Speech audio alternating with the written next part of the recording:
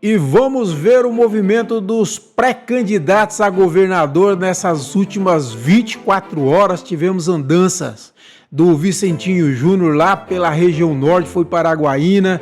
Tivemos o Amélio já na região sul, lá em Gurupi, onde recebeu homenagem. E a senadora Dorinha desmentindo nas suas redes sociais uma informação que circulou nas últimas horas aí de que ela não teria assinado a CPMI do Banco Master. Na verdade, ela assinou. Vamos ver tudo isso aqui. Vamos fazer esse passeio pela agenda dos nossos pré-candidatos a governador. Vamos começar pelo Vicentinho Júnior. O Vicentinho Júnior esteve lá em Araguaína participando da inauguração do Centro de Convenções da cidade, novo Centro de Convenções, um espetáculo que foi inaugurado lá na cidade, muito bom. Araguaína, cada vez uma grande e melhor cidade, maravilhosa, né? Cada dia se torna melhor. E ele engrossou o discurso lá contra o governo Vanderlei Barbosa, a gestão Vanderlei Barbosa, da qual ele já foi aliado, né? O Vicentinho foi aliado, inclusive tinha nomes dele no governo, né, no Rural Teams e tal. Na eleição de 2024, quando ele decidiu no segundo turno apoiar a candidatura do prefeito Eduardo Siqueira Campos contra a candidata governista, que era a deputada estadual Jana de Valcari, o Vicentinho entregou os cargos ao governador Vanderlei Barbosa e ali houve um afastamento entre eles. E agora o Vicentinho já vem dando cutucadas, lembra? Recentemente eu trouxe para vocês aqui que ele cutucou sobre a questão dos concursos, que ele disse que era eleitoreiro, anunciar o concurso nesse momento e tal. Ele vem dando as cutucadas e ele deu uma entrevista ontem para nossa colega em Araguaína, a Rita de Cássia, no programa Rita de Cássia e Você, e do grupo Boa Sorte. E ele deu uma alfinetada mais fundo aí no governo Vanderlei Barbosa. Vamos ver aqui, bom... Ele criticou políticas públicas do governo, por exemplo, em relação à mulher, né, que ele diz que não oferece um atendimento efetivo às vítimas de agressão, que diz que hoje, segundo ele, fica mais por conta da sociedade civil, né, de mulheres que têm programas, instituições que têm programas de atendimento à mulher agredida, mas não há um programa firme do governo do estado para garantir atendimento efetivo à mulher agredida, né? Ele também criticou a falta de policiamento em pelo menos 78 dos 139 municípios do estado, diz que há um déficit enorme de policiais. Olha, ele disse que nós chegamos a ter no Tocantins 7.600 homens na polícia militar e hoje tem apenas 3.600. E segundo o Vicentinho, por exemplo, há regiões de Palmas, mesmo a capital, em que há dificuldade de ter deslocamento de viatura, de vez em quando tem, de vez em quando não tem, ou seja, ele reclamou de um déficit de homens na segurança, e realmente esse é um problema. Nós temos, lógico e natural, que nós temos muitos policiais aposentando, né, em reforma, se reformando, e não temos essa reposição. O governo está até anunciando agora de trazer homens da reserva para trabalhar, mas realmente há uma necessidade aí de mais concursos e, logicamente, não é uma questão muito simples, não é muito simples, é uma questão que é caro, enfim, tem um monte de questões aí por trás, mas é necessário. Tem que ser feito um planejamento, apesar, assim, é preciso reconhecer, o governo já fez, se eu não me engano, 1.000 concurso para 1.000 vagas, não é o suficiente, como o próprio Vicentinho diz aí, é verdade, precisa de mais, mas vem sendo feito e isso não se faz de uma vez. Há necessidade de planejamento, beleza? É bom colocar isso. Outra cutucada que ele dá também é que ele diz que está procurando montar a sua equipe de campanha como possível, porque sempre vem a estrutura do governo, ele tira os assessores, né? E ele diz que é uma forma de cooptação de gente que trabalha com ele. Então ele está tendo cuidados, mas para contratar pessoal. E ele fala que assim, penso que só os endinheirados podem chegar ao governo. Outra coisa que o Vicentinho disse na entrevista é sobre a questão de apoio de prefeitos. Lógico, são coisas diferentes, porque uma coisa é ser candidato a deputado federal, outra coisa é ser candidato a governador. Mas ele lembra que em 2018 ele teve o apoio de 37 prefeitos e em 2022, que é a última eleição dele, onde ele se elegeu pela terceira vez, ele teve o apoio de 44 prefeitos. E lógico, repito, uma eleição para governador é outra história, não é fácil, até porque os prefeitos vão pensar também na sobrevivência das suas gestões e vão pensar aquilo que é melhor, porque ele entende que é melhor para a gestão dele. Então é um processo de convencimento que não é fácil. Como eu sempre digo, que o governo do estado tem os olhos azuis, lindos, assim, atrativos demais, né? Bom, o presidente da Assembleia, Amélio Caires, outro pré-candidato a governador, esteve lá em Gurupi, onde ele teve recebeu uma homenagem pelo trabalho em prol do município, que foi uma moção de aplausos de iniciativa do vereador Walter Coelho, do Republicanos, né? Amélio ainda fez um almoço para 50 profissionais de imprensa e autoridades locais e falou sobre o cenário político, lógico, né? E reafirmou sua pré-candidatura a governador, como ele tem falado em todas as oportunidades, garantiu que não recua, que é pré-candidato a governador, que pretende manter o projeto. E diz que qualquer projeto político precisa nascer da escuta da população, da construção coletiva com liderança e com a sociedade. O Amélio também defendeu a necessidade de debater o futuro do Tocantins com responsabilidade e união entre lideranças. E uma coisa que eu tenho dito, pessoal, eu reforço, sempre que eu posso eu reforço, a necessidade de planejamento.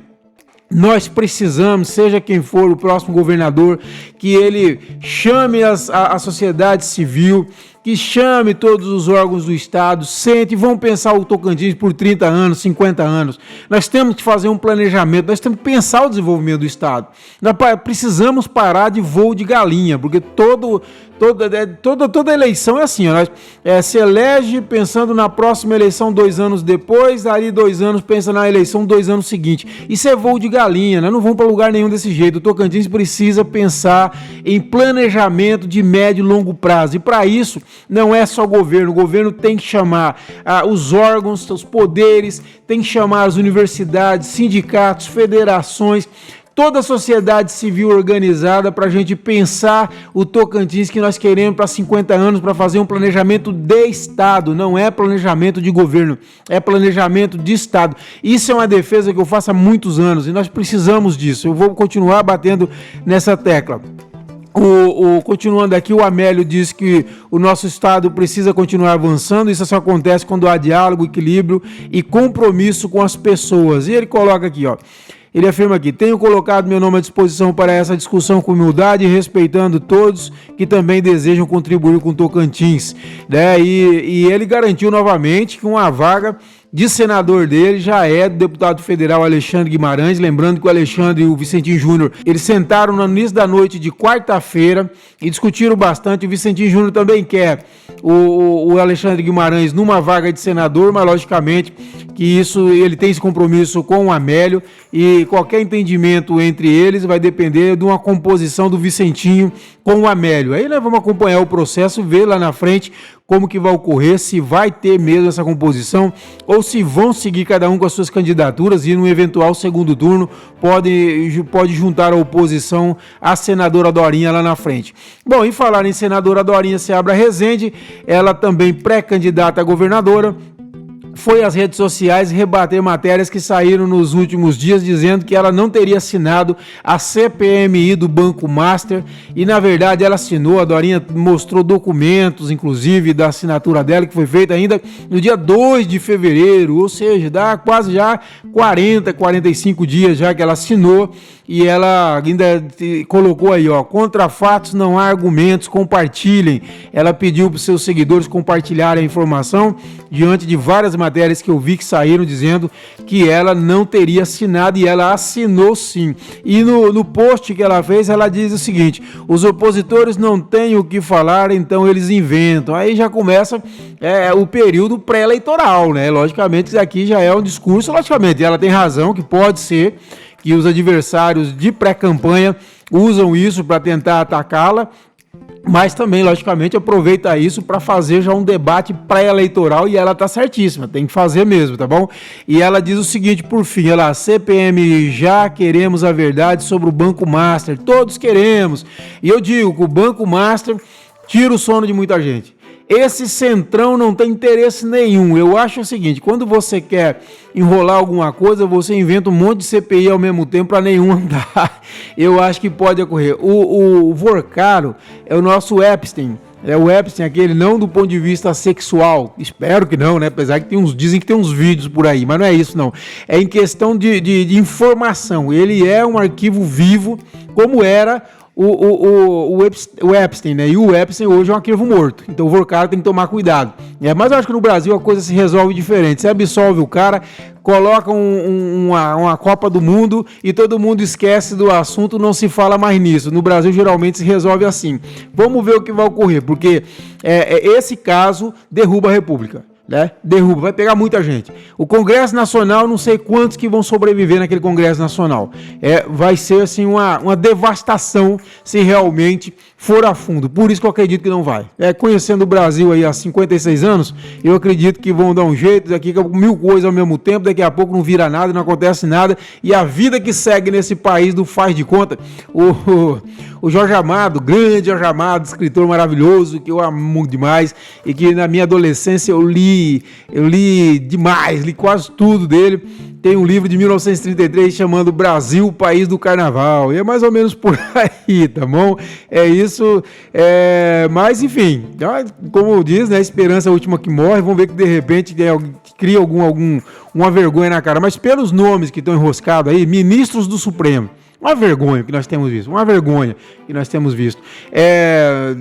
A cúpula política total. Total. Cúpula política. Você é presidente do Senado, o Alcolumbre, é presidente do União Brasil, o tal do Antônio Rueda, de Ciro Nogueira, enfim, assim, não sobra pedra sobre pedra. Eu tô achando que esse negócio, a tendência dele é ser esquecido. Alguém vai inventar um monte de CPI ao mesmo tempo, para nenhum ir para frente, vão inventar uma outra história, depois vem Copa do Mundo, e pá, daqui a pouco ninguém fala mais no assunto. É assim o Brasil. O Brasil a gente conhece. Aqui é diferente dos Estados Unidos. Os Estados Unidos, como as instituições são sérias, então fala o seguinte, lá os bandidos matam o arquivo vivo, para ele não falar. No Brasil não precisa, você faz um rolo danado, você pega e joga uma Copa do Mundo em primeiro plano e acaba, daqui a pouco ninguém nem lembra mais do Banco Master. Quantos Bancos Master nós tivemos aí lá para trás, né? Enfim, pessoal, mais uma vez convido você a se inscrever no nosso canal, curtir esse vídeo, compartilhar esse vídeo para ir longe, para gente trazer muita gente para falar de política, que nós precisamos debater política justamente para isso, para não se esquecer coisas que são importantes, tá bom? E seja nosso parceiro CCT Mais Independente, é muito importante, sabe? Quase nada, só R$15. Leva a sério o que eu tô falando, vocês ajudam demais a gente a construir um veículo independente, cada vez mais sólido, em defesa do Tocantins, da nossa democracia, dos tocantinenses. As informações estão aqui na descrição desse vídeo, beleza?